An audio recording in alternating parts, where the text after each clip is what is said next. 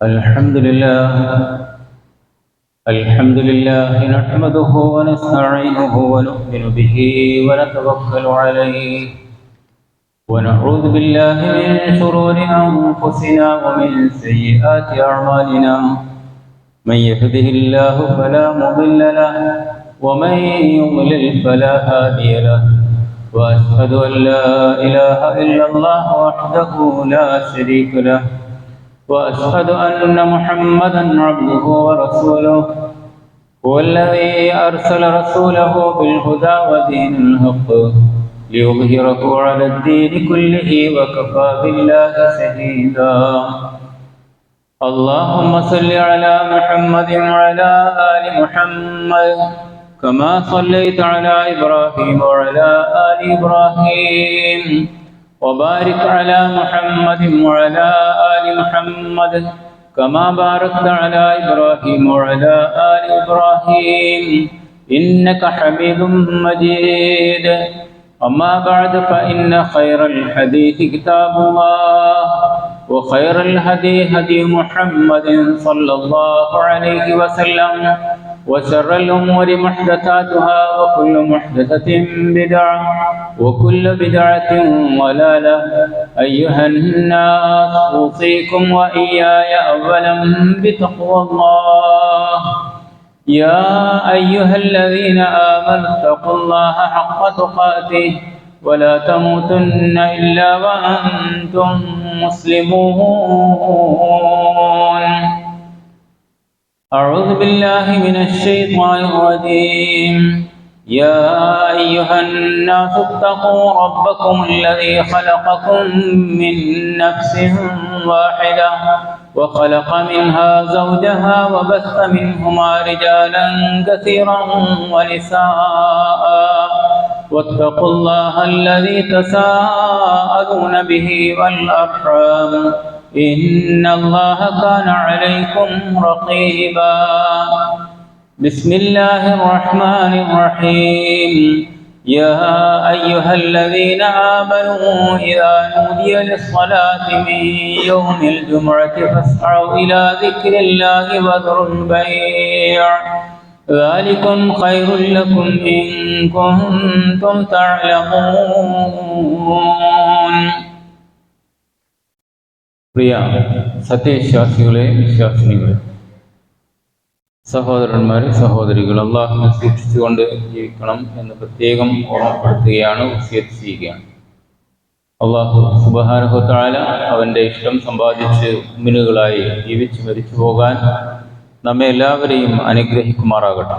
സഹോദരങ്ങളെ, നമ്മുടെ നാടുകളിൽ നിന്ന് കൃത്യമായും മുസ്ലിംകളാകുന്ന ആളുകൾ വരെ ചെയ്തുകൊണ്ടിരിക്കുന്ന ഒരുപാട് ലഹരിയുമായിട്ടുണ്ടാകുന്ന പ്രശ്നങ്ങളും അതുപോലെ അല്ലാത്ത നിലക്ക് നമ്മളുടെ മക്കളിൽ നിന്ന് ക്യാമ്പസുകളിൽ അരങ്ങേറിക്കൊണ്ടിരിക്കുന്ന വിഷയങ്ങളുമൊക്കെ പരിശോധിക്കുമ്പോൾ വല്ലാത്ത ഒരു ദയനീയമായ സാഹചര്യം നമുക്ക് അനുഭവപ്പെടുകയാണ്. ഒരു വിശ്വാസിയുടെ മനസ്സ് എപ്പോഴും ആ നിലക്ക് അത്തരം കുറ്റകൃത്യങ്ങളുടെ വിഷയങ്ങളിൽ നൊമ്പരപ്പെടുമെന്നതിൽ യാതൊരു സംശയവുമില്ല. അല്ലാഹു സുബ്ഹാനഹു വ തആല മുഅ്മിനുകളായ ആളുകളെ കൃത്യമായും ഈ ദുനിയാവിലെ തെറ്റായ ചെയ്തികളിൽ നിന്ന് തടഞ്ഞു നിർത്താൻ വേണ്ടി ഓരോ ആഴ്ചയും കൃത്യമായും അവർക്കുള്ള നിർദ്ദേശങ്ങൾ നൽകപ്പെടാൻ വേണ്ടി, ലഭിക്കപ്പെടാൻ വേണ്ടി മനുഷ്യന്റെ സംസ്കാരവും മനുഷ്യന്റെ നിലനിൽപ്പിനും സമൂഹത്തിന്റെ നിലനിൽപ്പിനും ആവശ്യമായ കാര്യങ്ങൾ പഠിക്കാനും ഉൾക്കൊള്ളാനും ആത്മീയവും മാനസികവും സാമൂഹികവുമായ സമാധാനം നിലനിൽക്കാനുമൊക്കെ എന്ന നിലയിൽ വെള്ളിയാഴ്ചകൾ അള്ളാഹു നിയമമാക്കി. എന്തിനാണ്? ഫസ്ഔ ഇലാ ദിക്രില്ല, ഉത്ബോധനത്തിലേക്ക് വരണം, അതിലൂടെ മനുഷ്യ മനസ്സ് സംസ്കരിക്കപ്പെടണം എന്നതാണ്. അതുകൊണ്ട് തന്നെ വെള്ളിയാഴ്ചയുടെ ദിവസത്തെ സംബന്ധിച്ച് ഏറെ പ്രാവശ്യം അതിൻ്റെ മഹത്വവും കാര്യങ്ങളുമെല്ലാം മിമ്പറുകളിൽ നിന്ന് കേൾക്കുന്നവരാണ് നമ്മൾ. നമ്മളെ സംബന്ധിച്ചിടത്തോളം 10 കൊല്ലം 20 കൊല്ലം ജുമുഅ ഖുത്ബ കേട്ടിട്ടും തൻ്റെ നാവ് അയൽവാസിയോട് ചീത്തയാണ്, അയൽവാസിയോട് തൻ്റെ നാവിലൂടെ പെരുമാറുന്ന വാക്കുകൾ വരുന്നത് എങ്കിൽ അതുപോലെ അങ്ങാടികളിൽ ചണ്ട കൂടുന്ന ആളായി ഖുതുബക്ക് വരുന്ന ആള് മാറുന്നുവെങ്കിൽ, പല ആഴ്ചകളായി വെള്ളിയാഴ്ചകളിൽ ഖുതുബക്ക് പങ്കെടുത്തുകൊണ്ടിരിക്കുന്ന ഒരു ആയിഷ, ഒരു ഫാത്തിമ, അവരൊക്കെ അവരുടെ പ്രവർത്തനങ്ങളിൽ വളരെ മോശപ്പെട്ട സമീപനം സ്വീകരിക്കുകയാണെങ്കിൽ എന്താണ് അതുകൊണ്ട് കാര്യം എന്നതാണ് നമ്മൾ ആലോചിക്കേണ്ടത്. ഞാൻ സൂചിപ്പിക്കുന്നത്, മനുഷ്യൻ സംസ്കരിക്കപ്പെടാൻ ആവശ്യമായ ഉത്ബോധനം, ആ ഉത്ബോധനത്തെ ജീവിതത്തിൽ പ്രാവർത്തികമാക്കണം എന്നതാണ് നമ്മളുടെ കടമ. വളരെ പ്രാധാന്യം അർഹിക്കുന്ന ചില വിഷയങ്ങളെ സംബന്ധിച്ച് സൂചിപ്പിക്കാനാണ് ഉദ്ദേശിക്കുന്നത്. ജുമുഅയെ സംബന്ധിച്ചിടത്തോളം അൽ ജുമുഅതു ഇലൽ ജുമുഅ മുകഫ്ഫറാത്തുൻ മാ ബൈനഹുന്ന എന്നതാണല്ലോ. ഒരു ജുമുഅ മുതൽ അടുത്ത ജുമുഅ വരെ അതിൻ്റെ ഇടയിലുള്ള വൻദോഷങ്ങളില്ല എങ്കിൽ പാപങ്ങൾ പൊറുക്കപ്പെടും എന്ന്. നമ്മളുടെ വീട്ടിലുള്ള നമ്മളുടെ ഭാര്യമാരോ നമ്മളുടെ പെൺമക്കളോ അതുപോലെയുള്ള വീട്ടിലുള്ള ആളുകളോ ഒക്കെ തന്നെയും ഈ ജുമുഅയിൽ പങ്കെടുക്കുക എന്നത് സ്ത്രീകൾക്ക് നിർബന്ധമില്ല എങ്കിൽ പോലും അവരും ഈ അവസരത്തിൽ സന്നിഹിതരാകുന്നത് അവരുടെ ജീവിതത്തിലുള്ള മാറ്റങ്ങൾ ഇതിലൂടെ ഉണ്ടാക്കിയെടുക്കാൻ വേണ്ടിയാണ്. നമുക്കതിൽ താല്പര്യമുണ്ടാകണം. നമ്മളുടെ എല്ലാവരുടെയും പാപങ്ങൾ പൊറുപ്പിക്കപ്പെടുന്ന അവസരം ഇതിലൂടെ ഉപയോഗപ്പെടുത്താൻ നമുക്ക് കഴിയുമ്പം നമ്മളുടെ ഭാര്യമാർക്കും നമ്മളുടെ മക്കൾക്കും ഒക്കെ ഈ ഒരു സാഹചര്യം ഇല്ലാതെ പോകരുത് എന്ന വശം നമ്മളുടെ മനസ്സിലുണ്ടാകണം. അതുപോലെ തന്നെ ഇന്ന ഫിൽ ജുമുഅത്തി സഅത്തുൻ ലാ യുവഫിഖുഹാ അബ്ദുൻ മുസ്ലിമുൻ യസ്അലുല്ലാഹ അസ്സ വജല്ല ഖൈറുൻ ഇല്ലാ അഅതാഹുല്ലാഹു അസ്സ വജല്ല ഇയാഹു. ഒരു സമയമുണ്ട്, ആ സമയം ഒരാൾ ചോദിക്കുന്ന ആ കാര്യം സമയത്തോട് വെള്ളിയാഴ്ച ഒത്തുചേർന്നാൽ, ഏതാണ് സമയമെന്ന് അഭിപ്രായ വ്യത്യാസമുണ്ട്. അത് ഇമാം മിമ്പറിൽ കയറിയത് മുതൽ നമസ്കാരം കഴിയുന്നത് വരെയാണ് എന്നതാണ് പ്രധാനപ്പെട്ട ഒരു വീക്ഷണം. അതിൻ്റെ ഇടയിൽ ഇമാമിന്റെ പ്രാർത്ഥന, ആ പ്രാർത്ഥനയിൽ നമ്മൾക്ക് വേണ്ടിയുള്ള പ്രാർത്ഥനകളും കാര്യങ്ങളും, നമസ്കാരം, അതിൻ്റെ ഇടയിലുള്ള പ്രാർത്ഥന, ഈ നമസ്കാരം തീരുന്നത് വരെയുള്ള നമ്മളുടെ മനസ്സിന്റെ തേട്ടം, ഇമാം മിമ്പറിൽ ഇരുന്ന് അടുത്ത ഖുതുബക്ക് വേണ്ടി, രണ്ടാം ഖുതുബക്ക് വേണ്ടി എഴുന്നേൽക്കുന്ന ആ ഇരുത്തത്തിന്റെ ഘട്ടത്തിലുള്ള മനസ്സറിഞ്ഞുകൊണ്ടുള്ള പ്രാർത്ഥന, ഇങ്ങനെയുള്ള പ്രാർത്ഥനകളെയാണ് ഒരഭിപ്രായം. മറ്റൊന്ന് നബി സല്ലല്ലാഹു അലൈഹി വസല്ലം വ്യക്തമാക്കിയിട്ടുള്ള ഫൽതമിസുഹാ ആഖിറ സഅത്തിൻ ബഅദൽ അസ്ർ വഅശാറ ബിഖലീൽ സഅ അല യുഖല്ലിലു സഅ. അത് അസറിനോട് അടുത്ത സമയം അല്ലെങ്കിൽ അസറിനോട് ബന്ധപ്പെട്ട് പിന്നെ ബഅദൽ അസ്ർ ശേഷമുള്ള സമയം എന്നിട്ട് വളരെ കുറച്ചാണ് എന്ന് നബി വ്യക്തമാക്കുകയും ചെയ്തു. അതുകൊണ്ട് തന്നെ ആ ഒരു പ്രാധാന്യം ഈ ദിവസത്തിനുണ്ട് എന്നും, അതുപോലെ തന്നെ നമ്മൾ മനസ്സിലാക്കേണ്ടത് കാന അലാ ബാബിൻ മിൻ അബ്വാബിൽ മസ്ജിദി മലായികത്തുൻ യക്തുബൂനൽ അവ്വൽ ഫൽ അവ്വൽ. നമ്മളോട് നേരത്തെ പള്ളിയിൽ വരണമെന്ന് പറഞ്ഞു. എന്തിനാ നേരത്തെ പള്ളിയിൽ വരണമെന്ന് പറഞ്ഞിട്ടുള്ളത്? ഫസ്ഔ ഇലാ ദിക്രില്ലാ എന്ന് പറഞ്ഞിട്ടുള്ളത് അത് നേരത്തെ ബാങ്കിന് 11:30 മണിയാകുമ്പോഴേക്ക് തന്നെ ഏർപ്പാടുകൾ, വദറുൽ ബൈഅ, കച്ചവടക്കാര് മാത്രമല്ല ഉദ്ദേശിച്ചത്, സകല ഏർപ്പാടുകളും നിർത്തിവെക്കണം. അങ്ങനെ 11:30 മണിയാകുമ്പോഴേക്ക് ബാങ്ക് കൊടുക്കാൻ ഇത്രയേ സമയമുള്ളൂ. അതിന്റെ മുമ്പ് എനിക്ക് പള്ളിയിലെത്തണം എന്ന് വീട്ടിൽ, കുടുംബത്തിൽ എല്ലാ നിലക്കുമുള്ള ചർച്ചകൾ നടക്കുക. ഭാര്യമാർക്ക്, വീട്ടിലുള്ള ആളുകൾക്ക് ഈ ഒരു ദിവസം ഭക്ഷണത്തിന് വേണ്ടി അതിന്റെ മുമ്പ് തയ്യാറെടുത്ത് അത്തരം കാര്യങ്ങൾ, അടിക്കലും തൂക്കലും വാരലും എല്ലാ പരിപാടികളും പൂർത്തിയാക്കി അവർക്കും ഈ കൂലി ലഭിക്കത്തക്ക വിധത്തിൽ നിങ്ങൾ ചിന്തിച്ചു നോക്ക്. ഇത്രയും സുഖസുന്ദരമായ ഒരു അവസരം ഇമാമിന്റെ ആ പ്രാർത്ഥനയിൽ, നമ്മളുടെ മനസ്സിന്റെ തേട്ടമാകുന്ന പ്രാർത്ഥന, അതിൽ നമ്മളെങ്ങാനും ഉൾപ്പെട്ടു കഴിഞ്ഞാൽ, ആ പ്രാർത്ഥന അല്ലാഹു സ്വീകരിച്ചു കഴിഞ്ഞാൽ, ജീവിതത്തിലെ ദുരിതം മാറാൻ ആണ് നമ്മൾ പ്രാർത്ഥിച്ചതെങ്കിൽ അല്ലാഹു അത് സ്വീകരിച്ചാൽ കിട്ടിയില്ലേ? നമ്മൾക്ക് പരലോകത്ത്, ദുനിയാവ് സാരല്ല റബ്ബേ, പരലോകത്ത് സ്വർഗം തരണം എന്നതാണ് നമ്മൾ പ്രാർത്ഥിക്കുന്നതെങ്കിൽ അതിൽ ഉൾപ്പെട്ടാൽ നമ്മളുടെ ഭാര്യമാരും നമ്മുടെ മക്കളും എല്ലാം ഉൾപ്പെട്ട് അതൊരു മനോഹരമായ ഒരു കാര്യമായി മാറിയില്ലേ? അതുകൊണ്ട് അവരും ഈ വിഷയത്തിൽ ശ്രദ്ധ പുലർത്തുകയും അങ്ങനെ അവരും പള്ളിയിൽ ഖുത്ബ കേൾക്കാനും ആ മുക്കഫിറാത്ത്, പാപങ്ങൾ പൊറുപ്പിക്കപ്പെടുന്ന ഈ അവസരങ്ങൾക്ക് 7 ദിവസങ്ങൾക്കിടയിലുള്ള രണ്ടാമത് വരുന്ന 8ാമത്തെ ദിവസമാകുമ്പോഴേക്ക് ആ അവസരം ഉപയോഗപ്പെടുത്തുവാൻ അവർക്കും സാധിക്കണം. അതുകൊണ്ട് തന്നെ നേരത്തെ തന്നെ ഒരുങ്ങുന്ന വിഷയവുമായി ബന്ധപ്പെട്ട്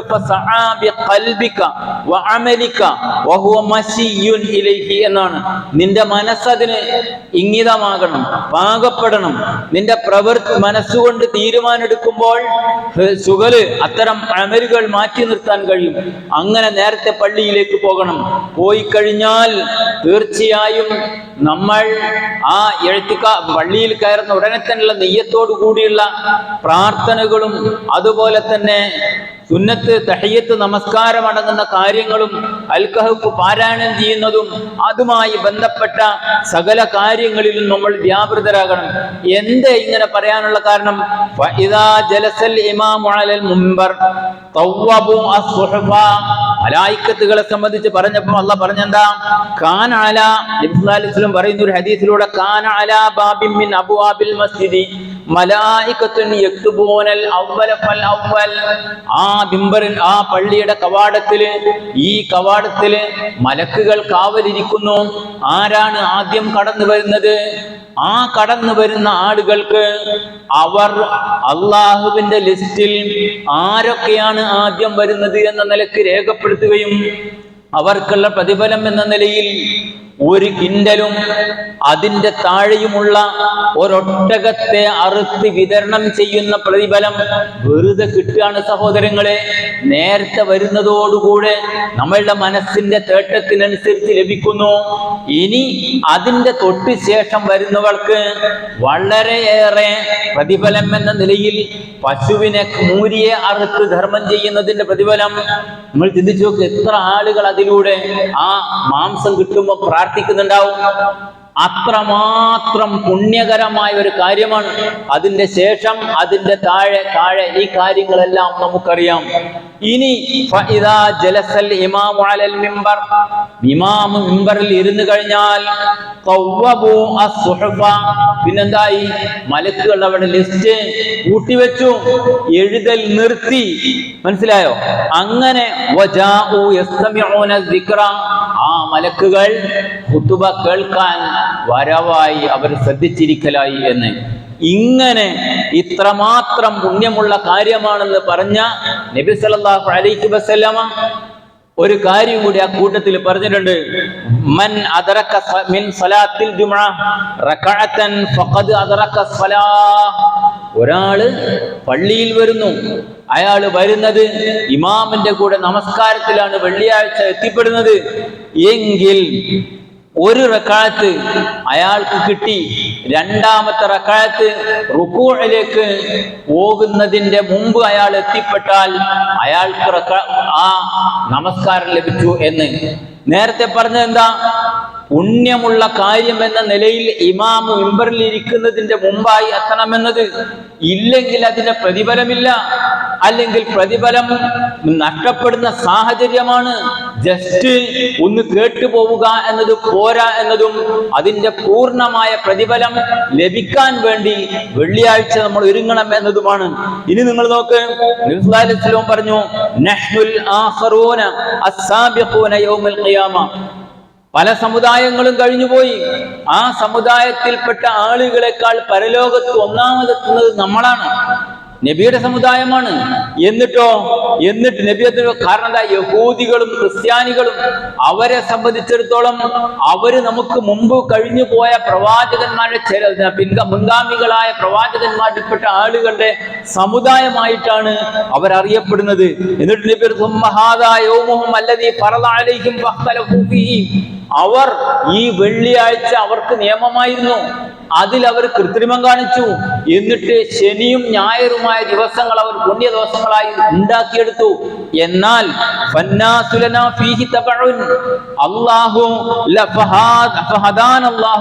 അവരുടെ ആ വിഷയത്തിൽ നിന്ന് നമുക്ക് ഈ വെള്ളിയാഴ്ച ദിവസം തന്നുകൊണ്ട് അള്ളാഹു നമ്മളെ മുമ്പിലെത്തിച്ചു. എന്നിട്ട് ജനങ്ങൾ നമ്മളുടെ മാർഗം പിൻപറ്റി വരികയും ചെയ്യുന്നു. അപ്പൊ അള്ളാഹു പരലോകത്ത് പോലും ആദരിക്കപ്പെടുന്ന ആളുകൾ എന്ന നിലയിൽ ഈ വെള്ളിയാഴ്ചയുടെ പ്രത്യേകതയെ എടുത്തു പറയുകയുണ്ടായി. അത്രമാത്രം മുമ്പേ കഴിഞ്ഞുപോയ സമുദായത്തിന്റെ ആളുകളെക്കാൾ ശ്രേഷ്ഠതയുള്ളവരാണ് ആ നിലക്ക് നമ്മൾ എന്നത്. എന്നാൽ ഒരുങ്ങണം. ഇതിനു വേണ്ടി ഈ ശ്രേഷ്ഠത ഉൾക്കൊള്ളാൻ വേണ്ടി നമ്മളെല്ലാവരും ഒരുങ്ങുമ്പോൾ കേവലം അതൊരുക്കമല്ല, അത് ചില മാനദണ്ഡങ്ങളുണ്ട്. അതുകൊണ്ടാണ് നബി സല്ലല്ലാഹു അലൈഹി വസല്ലം പറഞ്ഞത്, അഫ്ളലുസ് സ്വലാത്തി ഇൻദല്ലാഹി സ്വലാത്തുസ് സുബ്ഹി യൗമൽ ജുമുഅ ഫീ ജമാഅത്തിൻ. ഒരാള് വെള്ളിയാഴ്ച സുബ്ഹ് നമസ്കാരത്തിൽ ജമാഅത്തോടുകൂടി പങ്കെടുക്കുന്നുവെങ്കിൽ അതാണ് വെള്ളിയാഴ്ചയുടെ പ്രത്യേകതയിൽപ്പെട്ട ഒരു പ്രത്യേകതയായി ഏറ്റവും അഫ്ളലായ കാര്യം നമസ്കാരം എന്ന നിലയിൽ നബി സല്ലല്ലാഹു അലൈഹി വസല്ലം വ്യക്തമാക്കുന്നു. വെള്ളിയാഴ്ച ജുമുഅ ഖുത്ബയും നമസ്കാരവും സംബന്ധിച്ചല്ല ഞാൻ ഉദ്ദേശിച്ചത്, മറിച്ച് അതിന്റെ തൊട്ടു മുമ്പുള്ള ഒരുക്കത്തിന്റെ ഭാഗമായി വെള്ളിയാഴ്ച സുബഹി നമസ്കാരത്തിൽ ഒരാൾ ജമാഅത്തായി പങ്കെടുക്കുന്നു. എന്താ അതിന്റെ സവിശേഷത? ആ സവിശേഷത വളരെ പ്രാധാന്യം അർഹിക്കുന്നതാണ്. പലരും ജമാഅത്ത് നമസ്കാരത്തിൽ പങ്കെടുക്കാതെ സുബഹിക്ക് വീട്ടിൽ നിന്ന് നിർവഹിക്കുന്നവരുണ്ട്. അവരുടെ കാര്യമല്ല ഇവിടെ ഹദീസിൽ വ്യക്തമാക്കിയിട്ടുള്ളത്, മറിച്ച് അവർ സുബഹി നമസ്കാരത്തിൽ പങ്കെടുക്കുന്നു. കാരണം ആ സുബഹി നമസ്കാരത്തിന്റെ പ്രാധാന്യത്തെ സംബന്ധിച്ച് വെള്ളിയാഴ്ച പങ്കെടുക്കുന്നതും അല്ലാത്ത ദിവസങ്ങളിൽ പങ്കെടുക്കുന്നതുമായ ഒരുപാട് ഹദീസുകൾ നമുക്ക് കാണാൻ കഴിയും. അല്ലാഹുമ്മ ബാരിക് ലി ഉമ്മത്തി ഫീ ബുക്കൂരിഹാ. ഒരു ഹദീസ് കാണാം, അല്ലാഹുവേ പ്രഭാതത്തിൽ എന്റെ സമുദായത്തിന് നീ അനുഗ്രഹം ചെയ്യണേ തമ്പുരാനെ. കച്ചവടത്തിന് ഇറങ്ങുന്ന ആളുകൾ, ബിസിനസ്സിന് ഇറങ്ങുന്ന ആളുകൾ, യാത്ര പോകുന്ന ആളുകൾ, പഠനത്തിന് പോകുന്ന ആളുകൾ, എന്തെല്ലാം കാര്യങ്ങളിൽ നമ്മൾ ഇറങ്ങിത്തിരിക്കുന്നു, അതിനൊരു ബർക്കത്തുണ്ട്.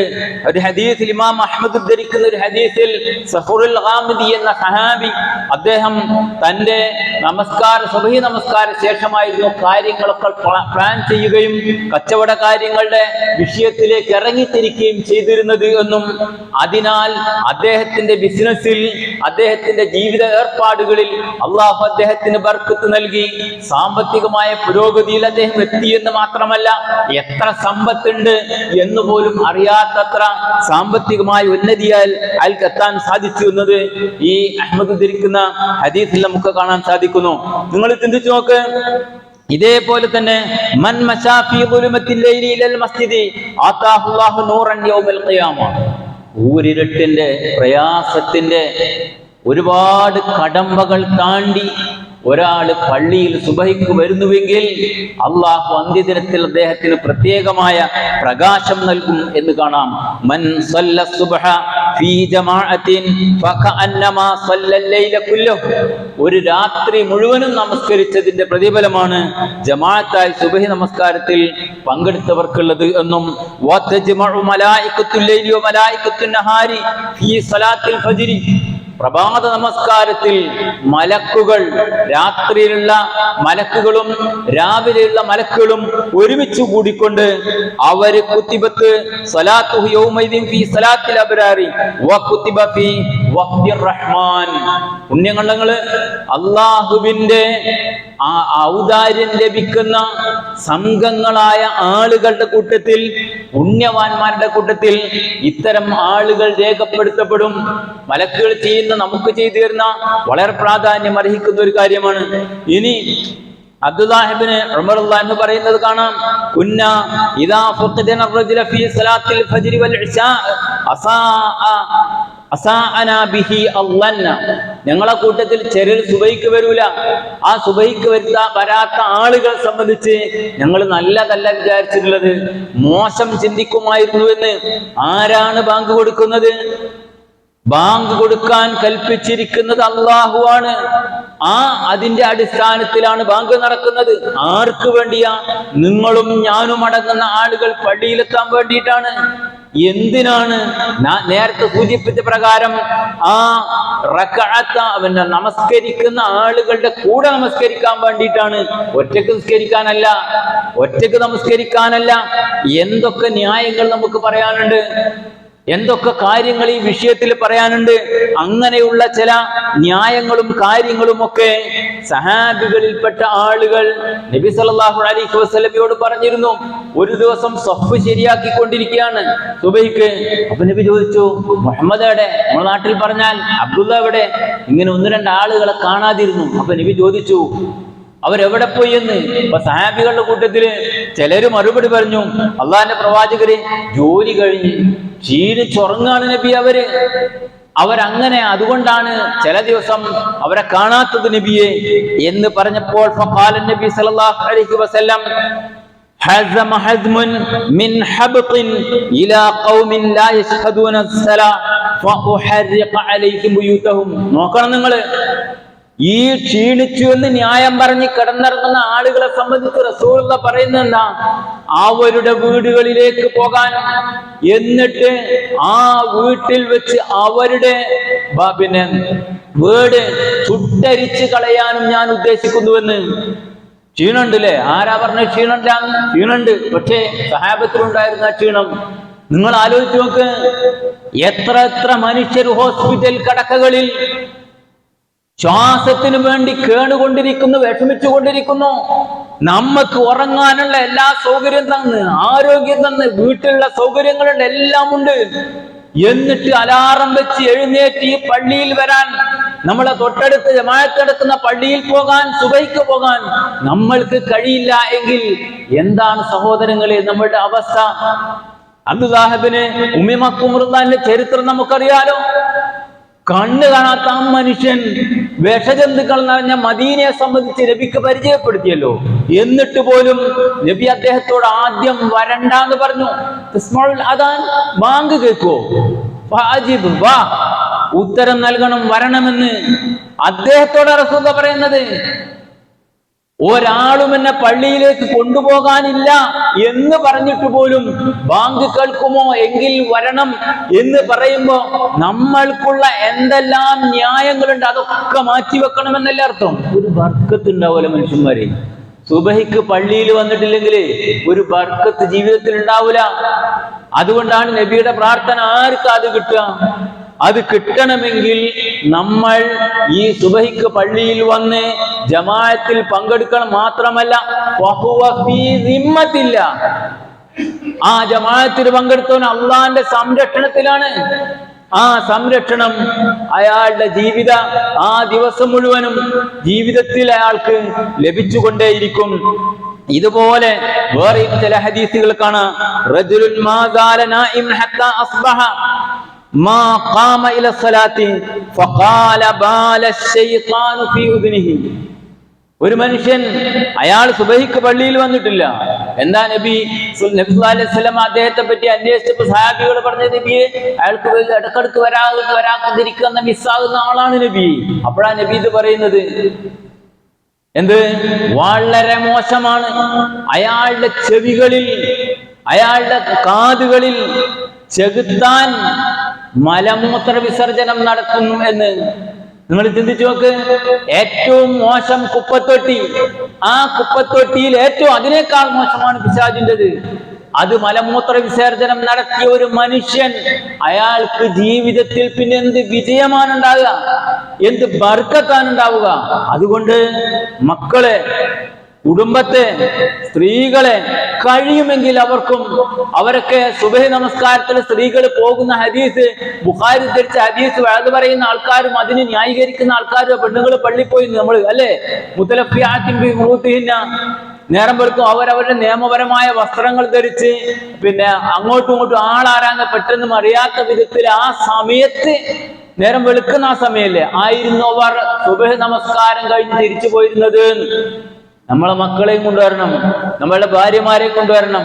അത്ര പുണ്യമുള്ള ഒരു കാര്യമാണിത് എന്ന നിലക്ക് അത്തരം കാര്യങ്ങളിൽ വീഴ്ച വരുത്താതെ കൃത്യത പാലിക്കണമെന്ന് ഈ അവസരത്തിൽ ഉണർത്തുകയാണ്.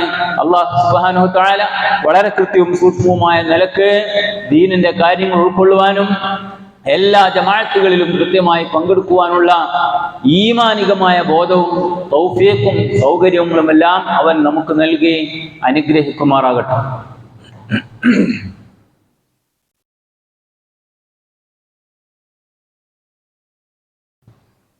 الحمد لله نحمده ونستعينه ونؤمن به ونتوكل عليه اللهم صل على محمد وعلى آل محمد أيها الناس أوصيكم وإياي ثانيا بتقوى الله.